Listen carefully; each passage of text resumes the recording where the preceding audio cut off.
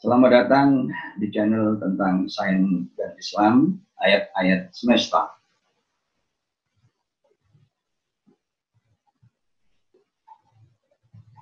Assalamualaikum warahmatullahi wabarakatuh. Dalam beberapa menit ke depan, saya akan jelaskan apa itu teori kuantum sebagai salah satu pilar dari fisika modern. Ketika kita berbicara fisika sebelum kuantum, kita akan berbicara dua teori besar, yaitu mekanika Newtonian dan medan Maxwell.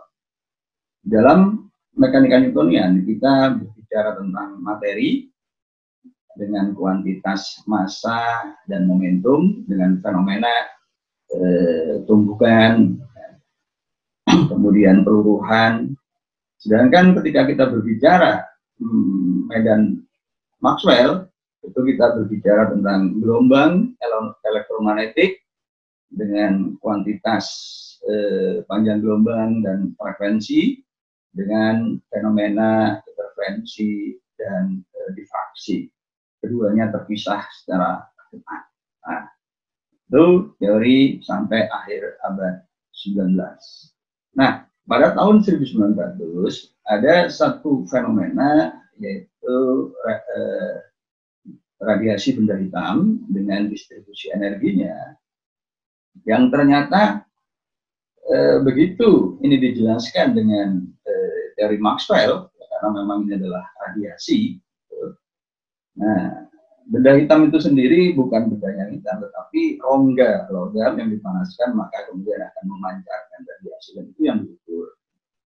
Nah, ketika dijelaskan dengan persamaan Maxwell, yang diperoleh adalah apa yang kemudian disebut dengan bencana ultra ungu, yaitu pada frekuensi besar itu nilai energinya besar, dan itu tidak sesuai dengan kenyataan.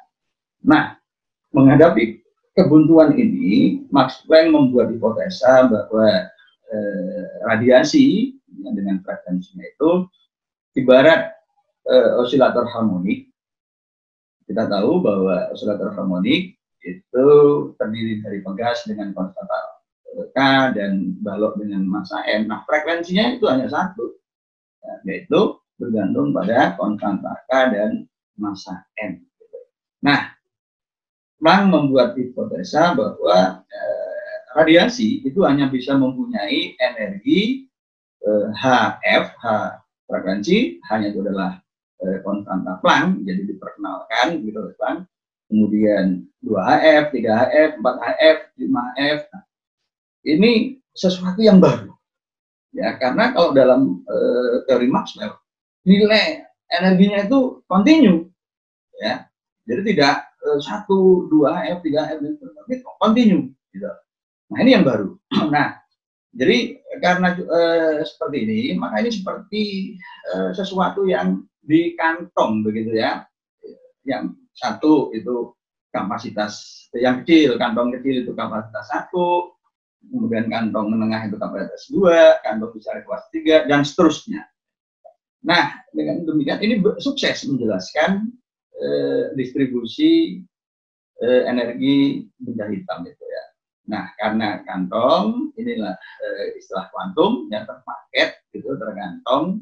Jadi, inilah gagasan awal tentang kuantum. Jadi, energinya terpaket. Gitu. Nah, ini yang kemudian diambil oleh kamus, ya, pengertian kuantum. Cuman di sini disebutkan elektron. Tapi kalau kita lihat sejarah tadi, itu sebenarnya energi, ya, in certain fixed amount, jadi energi dalam jumlah tertentu begitu. Nah, kemudian pada tahun 1905 ada kesulitan lain, yaitu apa yang disebut dengan efek fotolistrik. Ya. Foto itu adalah cahaya yang dipancarkan pada permukaan plat logam. Nah, ini ternyata kemudian ada yang langsung keluar elektron, yaitu terdeteksi melalui arus, ada juga yang tidak. Gitu. Nah, padahal karena ini foto cahaya, maka menjelaskannya harus dengan persamaan Maxwell. Nah, kalau dengan persamaan Maxwell, ini memerlukan waktu minimum sekitar 2 pekan untuk kemudian elektron itu terpancar ya setelah diputarkan oleh gelombang elektromagnetik itu dan energinya diserap oleh elektron. Tetapi ternyata bisa untuk cahaya tertentu itu bisa langsung keluar. Gitu ya. Nah, menghadapi kebuntuan ini, Einstein meminjam konsep Max Planck, ya, cahaya yang berkuanta, cahaya yang terkantong, terpaket itu terlokalisir ibarat materi. Nah, karena itu salah satu sifat materi itu adalah menumbuk, ya, fenomenanya tumbukan. Maka foton bisa menumbuk elektron, sehingga begitu energi foton itu lebih besar dari energi ikat elektron oleh logam, maka elektron langsung terbentak. Dan ini sukses ya, menjelaskan fenomena efek fotoelektrik. Nah, fenomena berikutnya adalah apa yang disebut dengan spektrum diskrit atom hidrogen. Nah, karena berbicara tentang atom hidrogen, berbicara elektron mengitari inti atom, maka menurut teori Maxwell spektrumnya harusnya kontinu. Ya, nah untuk menghadapi kesulitan ini, Niels Bohr itu membuat hipotesa meminjam konstanta Planck.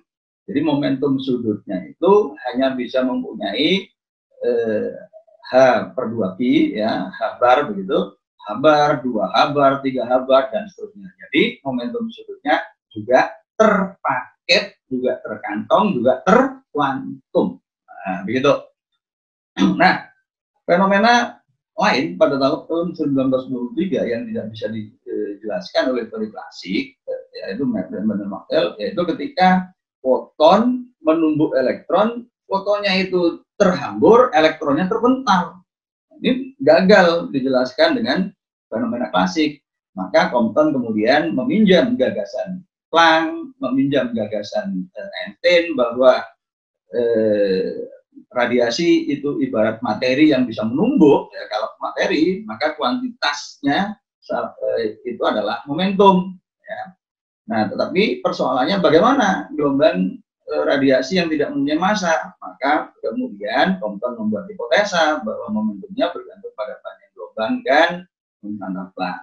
Nah, begitu momentum ini diperkenalkan, maka rumusan selanjutnya itu menggunakan hukum kekalahan momentum dan hukum kekalahan energi sebagaimana dalam teori klasik Newtonian, dan itu berhasil menjelaskan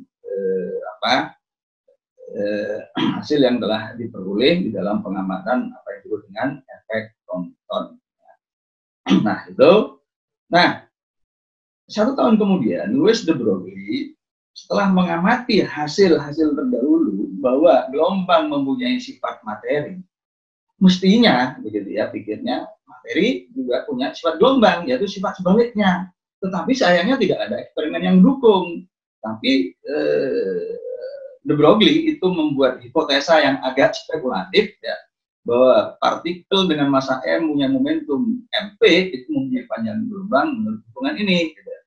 Nah, 3 tahun kemudian, ya, David Germer itu berhasil ya mengkonfirmasi gagasan de Broglie ini melalui apa yang disebut dengan difraksi elektron. Ya. Jadi kata-kata difraksi elektron itu sebenarnya aneh, karena difraksi itu biasanya terkait dengan cahaya, bukan terkait dengan materi. Elektron itu kan materi. Nah, jadi dengan konfirmasi ini maka kukuhlah apa yang disebut dengan dualisme materi gelombang, yaitu materi punya sifat gelombang, sebaliknya gelombang punya sifat materi.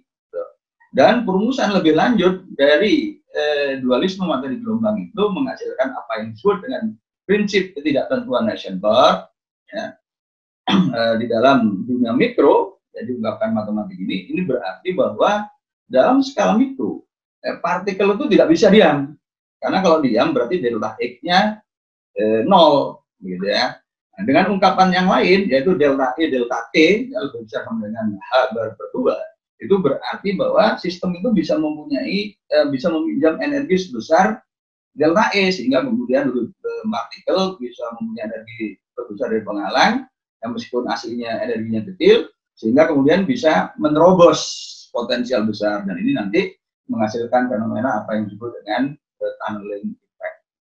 Nah, Dan puncak dari rumusan teori kuantum itu adalah persamaan fundamental ya, yang disebut persamaan Schrödinger. Ini maknanya demikian, bahwa partikel yang bermassa m yang berada di dalam ruang dengan potensial P itu akan mempunyai persamaan seperti ini. Nah, ruas kiri itu adalah ungkapan dulu energi total, ruas kanan suku pertama itu adalah ungkapan energi kinetik, ini adalah energi potensial, C itu adalah fungsi gelombang. Nah, itulah yang dimaksud dengan teori kuantum di dalam fisika. Teori kuantum itu berarti juga dari pengertian tadi, kuantum itu berarti kantong. Jadi teori kuantum ibarat teori kantong, yaitu energi yang terpaket, energi yang terkantong, momentum sudut yang terkantong. Demikianlah apa yang dimaksud dengan teori kuantum. Terima kasih. Assalamualaikum warahmatullahi wabarakatuh.